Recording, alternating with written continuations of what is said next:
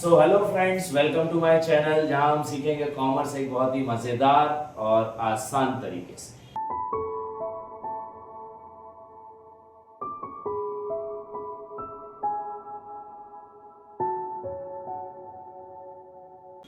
आज मैं आपको क्लास 12 इकोनॉमिक्स का एक नया टॉपिक पढ़ाने जा रहा हूं जिसका नाम है national income and related aggregates. So before starting this chapter हमें यह जानना है कि नेशनल इनकम क्या होता है। हम इस पूरे टॉपिक्स में पढ़ेंगे कि नेशनल इनकम क्या होता है, कैसे कंप्यूट होती है, उसके एग्रीगेट्स क्या क्या होते हैं और उसके अंदर क्या क्या चीजें आपको 12th क्लास में पूछी जा सकती है। हो सकता है ये जो वीडियो है ये 1 से 2 वीडियोस में कंप्लीट हो पाए। सो बने रहिएगा हमारे साथ। चलिए शुरू करते हैं। सो आज हम पढ़ने वाले हैं नेशनल इनकम। सबसे पहले बात करें नेशनल इनकम होती क्या है। सो एक इकोनॉमी में हमने इससे पहले वाले टॉपिक्स में ये पढ़ के आए हैं कि CFI circular flow of income क्या है। उस सर्कुलर फ्लो ऑफ इनकम में हमने देखा कि हमारी इकोनॉमी में 4 सेक्टर्स होते हैं, which is household, firm, government and foreign trade. अब ये जो सारे सेक्टर्स होते हैं ये किस तरीके से काम करते हैं और इनके काम करने के साथ साथ ये लोग कुछ पैसा जनरेट करते हैं। हाउसहोल्ड पैसा जनरेट करता है in the form of rent, wages and salary, interest, profit.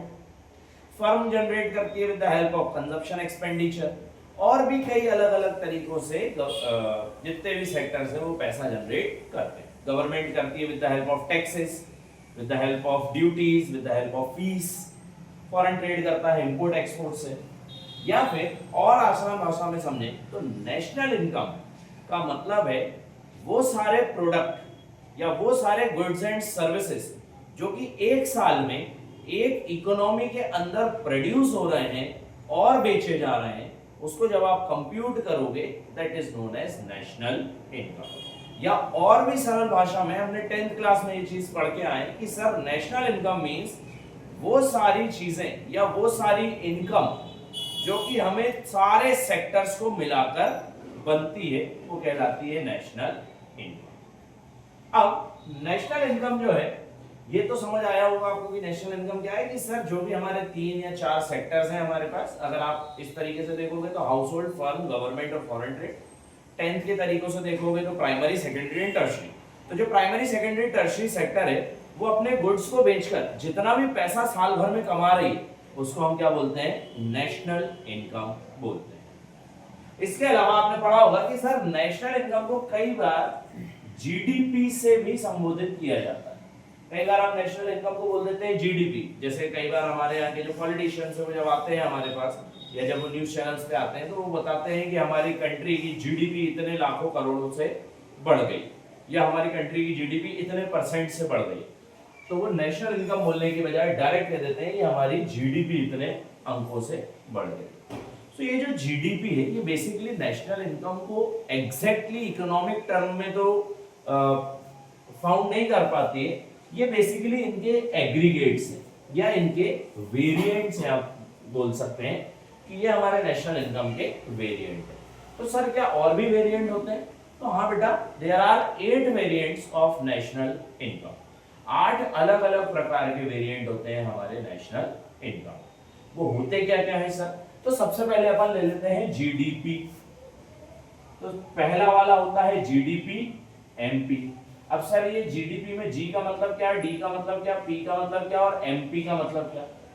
तो ये भी मैं आगे आपको पढ़ाऊंगा। दूसरा होता है एनडीपी एमपी। तीसरा होता है जीएनपी एमपी और चौथा होता है एनएनपी एमपी। ठीक, इसके अलावा पांचवा होता है GDP FC. 6th one is NDP FC.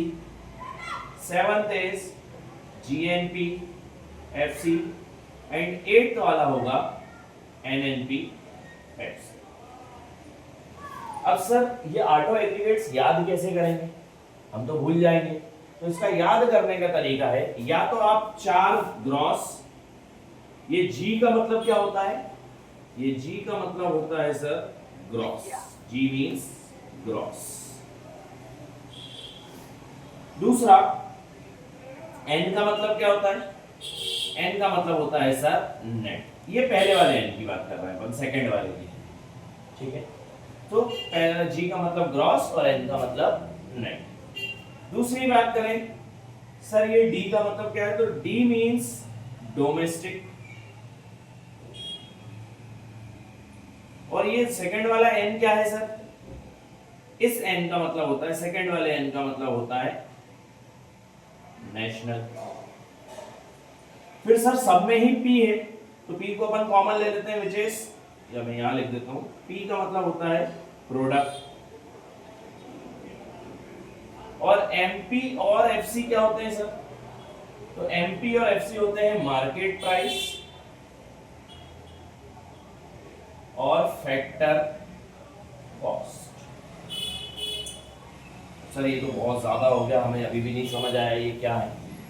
तो अगर आप पूरा पढ़ोगे तो वो इस तरीके से पढ़ाएगा, gross domestic product at market price. Second वाला net domestic product at market price, then gross national product at market price, net national product at market price, gross domestic product at factor cost, और इस तरीके से ये सारे पढ़े जाए। अब ये है क्या? ये सर नेशनल इनकम बताने के तरीके हैं। ये सर 8 वेरिएंट्स है नेशनल इनकम। कायदे से हमारे इकोनॉमिक्स में नेशनल इनकम क्या होती है? ये जो 8th वन लिखा हुआ है एनएनपीएफसी, इसको हम बोलते हैं नेशनल इनकम, है ना। ये नेशनल इनकम होती है सर। क्या इनके भी और अदर नाम है? नहीं सर, इनके नाम नहीं है। एक और होती है डोमेस्टिक इनकम, जिसको हम बोलते हैं एनडीपीएफसी। दिख रहा है क्या यहाँ पे NDPFC? This is NDPFC sir. ये होती है डोमेस्टिक इनकम, वो सारी इनकम जो कि डोमेस्टिक टेरिटरी के अंदर रहकर कमाई जा रही है सर, डोमेस्टिक। नेशनल इनकम क्या होती है सर? वो सारी इनकम जो कि नेशन में कमाई जा रही है, या फिर नेशन इन द सेंस केवल इंडिया नेशन नहीं, हमारी अगर कोई टेरिटरी बाहर भी है, वहां से भी अगर हम पैसा कमा रहे हैं तो वो कहलाएगी नेशनल इनकम, ठीक है।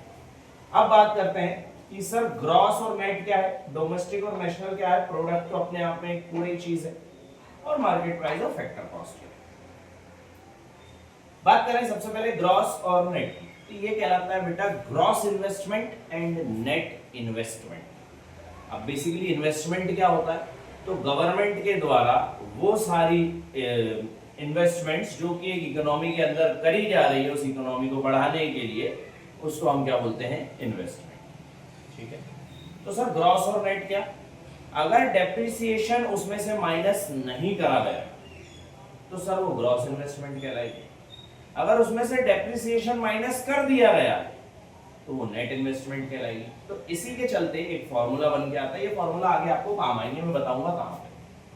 तो अपन लिख लेते हैं सर ग्रॉस से नेट में जाने के लिए डेप्रिसिएशन काम आता है। कैसे काम आता है? अगर नेट से ग्रॉस में जाना है और ग्रॉस से नेट में जाना है तो डेप्रिसिएशन का क्या होगा? तो सबसे पहले बात करें ग्रॉस से नेट में जाने के लिए, तो ग्रॉस से नेट में जाने के लिए डेप्रिसिएशन विल बी माइनस, और नेट से ग्रॉस में जाने के लिए depreciation will be plus. Second बात करें, ग्रॉस और नेट समझ आया सर? ये ग्रॉस इन्वेस्टमेंट है, नेट इन्वेस्टमेंट है। मतलब वो सारी इन्वेस्टमेंट जिसमें से डेप्रिसिएशन माइनस नहीं हुआ है तो वो ग्रॉस इन्वेस्टमेंट, वो सारी इन्वेस्टमेंट जिसमें से डेप्रिसिएशन माइनस हो गया है वो नेट इन्वेस्टमेंट। अब इन्वेस्टमेंट क्या होती है सर? वो सारा पैसा जो कि कोई भी गवर्नमेंट एक इकोनॉमी के अंदर लगाती है ताकि उस इकोनॉमी को बढ़ाया जा सके, लाइक बिल्डिंग्स बनाने के लिए, रोड्स बनाने के लिए, डैम्स बनाने के लिए, या किसी दूसरी चीज के लिए गवर्नमेंट अगर पैसा खर्च कर रही है इकोनॉमी में, उसको हम बोलते हैं इन्वेस्टमेंट। तो अब जैसे बिल्डिंग और इन सब पे भी डेप्रिसिएशन तो लगेगा आगे चल के, रोड्स पे, डैम्स पे। तो अगर उसमें से डेप्रिसिएशन माइनस कर दिया गया है तो नेट इन्वेस्टमेंट, और माइनस नहीं किया गया है तो ग्रॉस इन्वेस्टमेंट। सेकंड बात करें डोमेस्टिक और नेशनल, जो मैं अभी हाल ही बताया आपको। ये डोमेस्टिक क्या होता है? With in the domestic territory अगर आप कोई चीज बेच रहे हो तो उससे आने वाला पैसा डोमेस्टिक। जैसे ये सपोज सर ये इंडिया है, तो इंडिया के अंदर अगर मैंने कोई चीज सेल करी है और मेरे को वो पैसा आया है तो वो क्या कहलाएगा? डोमेस्टिक। अब इंडिया के बाहर भी हमारी कुछ टेरिटरी होती है, सपोज मान लो हमारी एम्बेसी है जो कि यूएसए में है, या जापान में है, या जर्मनी में, वहां से भी तो हम पैसा लेंगे ना, वहां से हमारे को वीजा फीस आती है। हमारी इंडिया की कोई कंपनी है जो बाहर जाकर काम कर रही है, इंडियन ऑयल बाहर जाकर काम कर रही है सपोज, तो वहां से भी तो पैसा आएगा ना। तो वो सारा पैसा कहाँ में, डोमेस्टिक इनकम में इंक्लूड होगा? नहीं, वो सारा पैसा कहाँ इंक्लूड होगा? National income. तो ये होती है डोमेस्टिक इनकम और national income. Domestic income with in the territory अगर आप बना रहे हो, अगर प्रोड्यूस कर रहे हो इनकम, तो domestic income. Outside the territory अगर आप जाकर प्रोड्यूस कर रहे हो तो नेशनल इनकम। फिर आते हैं प्रोडक्ट। प्रोडक्ट मतलब आप सभी लोग जानते हो कि किसी कोई भी एक ऐसी चीज जिसकी वजह से पैसा आ पा रहा है उसको हम प्रोडक्ट बोलते हैं। इसका कोई काम नहीं है बेसिकली प्रोडक्ट का, क्योंकि आप देखोगे सभी में प्रोडक्ट ऑलरेडी लगा हुआ है। And last one is market price and factor cost. किसी चीज को जब आप बाजार में बेचने जाते हो वो कहलाता है मार्केट प्राइस, और उस चीज को बनाने की कीमत उसको बोला जाता है फैक्टर कॉस्ट। सपोज इस पेन को बनाने में मुझे 8 रुपए लगे, तो ये मेरा फैक्टर कॉस्ट है। और इसमें मैं टैक्सेस जोड़कर मार्केट में बेचने जा रहा हूं, सपोज मान लेते हैं 10 रुपए में, तो वो उसकी मार्केट प्राइस है। तो ये मार्केट प्राइस और फैक्टर कॉस्ट में डिफरेंस होता है कि मार्केट प्राइस मतलब सर कि जो मार्केट में चीज बिक रही है उसका मार्केट में पैसा कितना है, it is known as market price. Parle G 5 रुपए का मिलता है तो उसकी मार्केट प्राइस। सर ये बुक जो मैं यूज कर रहा हूँ ये 500 रुपए की आई है, तो ये इसका मार्केट प्राइस।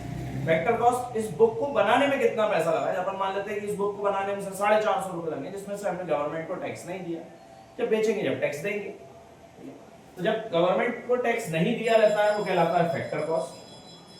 या वो सारी कॉस्ट जो कि आप फैक्टर सर्विसेज रेंडर करने के लिए देते हो उसको हम बोलते हैं फैक्टर कॉस्ट। और वो सारी चीजें जो कि आप मार्केट में जब बेचने जाते हो, जिस कीमत पर बेचते हो, एमआरपी पर बेचते हो, उसको बोलते हैं मार्केट। तो होपफुली आपको ये सारे कॉन्सेप्ट समझ आए होंगे। Gross, net, national, domestic, product, market price and factor cost. ठीक है, बेसिकली इनमें से कोई क्वेश्चन नहीं बन के आने वाला है आपको कि सर ग्रॉस क्या होता है, नेट क्या होता है, एमपी क्या होता है, एफसी क्या होता है, ये बताओ। क्वेश्चन क्या बन के आएंगे? क्वेश्चन बन के आएंगे कि एक कोई एग्रीगेट दिया होगा और बाकी के एग्रीगेट आपको निकालने पड़ेंगे। तो सर ये तो बड़ी कंफ्यूजिंग चीज है, ये कैसे होगा? ये होगा with the help of this formula. ऐसे हमारे पास 3 फार्मूले, जैसे आप समझ ही गए कि सर ग्रॉस से नेट में जाने के लिए हमें क्या चाहिए? डेप्रिसिएशन चाहिए। अगर ग्रॉस से नेट में जाना है तो डेप्रिसिएशन माइनस, नेट से ग्रॉस में जाना है तो डेप्रिसिएशन प्लस।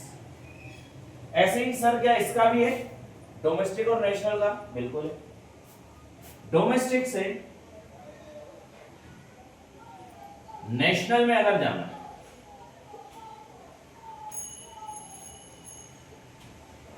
तो क्या यूज होगा सर? NFIA यूज होगा, net factor income from abroad. अब ये एक नया टॉपिक आ गया। Net factor income from abroad क्या होता है? वो सारा पैसा जो कि हमने बाहर भेजा है इंपोर्ट की वजह से, और वो सारा पैसा जो कि हमें बाहर से मिला है एक्सपोर्ट की वजह से। जब आप उन दोनों को आपस में माइनस करोगे तो आपके पास आएगा net NFIA, net factor income from abroad. तो डोमेस्टिक से नेशनल में जाने के लिए NFIA क्या होगा सर? सो डोमेस्टिक से नेशनल में जाने के लिए NFIA विल बी माइनस। सही है ना? ठीक, सॉरी, डोमेस्टिक से नेशनल में जाने के लिए NFIA प्लस, और नेशनल से डोमेस्टिक में जाने के लिए NFIA माइनस। ठीक, एंड थर्ड वन इज, अब प्रोडक्ट तो सभी पे सेम है, इसमें दिक्कत नहीं है। Third is sir market price से फैक्टर कॉस्ट में जाना है। अब क्या? तो इसमें यूज होता है NIT, नेट इनडायरेक्ट टैक्स। इसका फुल फॉर्म था net factor income from abroad. इसका फुल फॉर्म है नेट इनडायरेक्ट टैक्स। तो अगर MP से FC में जाना है तो NIT प्लस, और FC से MP में जाना है तो NIT माइनस। सॉरी, उल्टा लिख दिया मैंने। अगर FC से MP में जाना है तो NIT माइनस तो प्लस, और MP से FC में जाना है तो NIT माइनस। ठीक है, तो ये 3 फॉर्मूले आ गए आपके पास। अब ये कन्वर्जन होगा कैसे? इससे पहले मैं आपको एक बहुत अच्छे से ये पूरे टॉपिक समझा दे रहा हूँ, डेप्रिसिएशन, NFIA और NIT। डेप्रिसिएशन आपने अकाउंटेंसी में ऑलरेडी पढ़ रखा होगा कि डेप्रिसिएशन का मतलब होता है वो सारा किसी भी प्रकार का फिक्स्ड एसेट्स में कम होना due to normal wear and tear या फिर पैसेज ऑफ टाइम। कि अगर सपोज मान लेते हैं सर कि ये बोर्ड है और ये बोर्ड मैंने 2000 रुपए का खरीदा था, और ये 2000 का बोर्ड मैंने साल भर यूज किया, नॉर्मल वियर एंड टियर या पैसेज ऑफ टाइम हुआ, 1 साल यूज हुआ। और इस गोल्ड की कीमत 1500 बची, तो वो 500 रुपए कहाँ गए? वो 500 रुपए सर डेप्रिशिएट हो गए। डेप्रिसिएशन 11th में आपने अकाउंटेंसी में पढ़ा होगा डेप्रिसिएशन, ये वही डेप्रिसिएशन। तो क्या सर ये हमारी इकोनॉमी में लगता है? बिल्कुल लगता है। रोड्स बनी है, रोड आज 10 करोड़, अपन मान लेते हैं 1 करोड़ की रोड बनी है, तो क्या अगले साल ये कम की हो जाएगी? बिल्कुल हो जाएगी, क्योंकि साल भर यूज होगी, हम लोग यूज करेंगे उसको, तो उसकी कीमत क्या हो जाएगी? कम हो जाएगी, डेप्रिशिएट हो जाएगी, इसलिए हमें डेप्रिसिएशन की जरूरत पड़ती है। फिर NFIA net factor income from abroad, मैंने अभी बताया, वो सारा पैसा जो कि आप बाहर भेज रहे हो प्लस वो सारा पैसा जो कि आपको मिल रहा है बाहर से, मतलब विदेश से, वो दोनों पैसों को जब आप माइनस करोगे तो वो कहलाएगा NFIA। NFIA का एक फॉर्मूला भी होता है कि NFIA equals to FIFA minus FITA, factor income from abroad minus factor income to abroad. Sir from से टू को माइनस करना है, तो या तो NFIA डायरेक्ट दिया होगा या फीफा फीटा दिया होगा, तो वहां ध्यान रखना कि फ्रॉम से टू को माइनस करना। Next is NIT, net indirect tax. अब टैक्सेस क्या होते हैं? वो सारी कंपलसरी पेमेंट जो कि हमें गवर्नमेंट को देनी है। इनडायरेक्ट टैक्सेस क्या होते हैं? वो सारे टैक्सेस जो कि हमसे इनडायरेक्टली लिए जाते हैं। ये पेन खरीदा था तो इसमें इनडायरेक्ट टैक्स ऑलरेडी एडेड था सेल्स टैक्स के नाम से। GST is example of indirect tax. अब नेट इनडायरेक्ट टैक्स क्या होता है? सर इनडायरेक्ट टैक्स में से जब आप सब्सिडीज को माइनस कर देते हो वो क्या कहलाता है? NIT कहलाता है, नेट इनडायरेक्ट टैक्स कहलाता है। ठीक है, अब MP से FC में जाने के लिए NIT माइनस और FC से MP में जाने के लिए NIT प्लस। ठीक है, होपफुली ये सारे टॉपिक्स आपको समझ आए होंगे। कल अपन करेंगे इनके न्यूमेरिकल्स और कल ही मैं आपको स्टार्ट कराऊंगा नेशनल इनकम के निकालने का तरीका। ठीक है, so thank you so much for listening me, please subscribe and आज की सभा यहीं पे समाप्त है।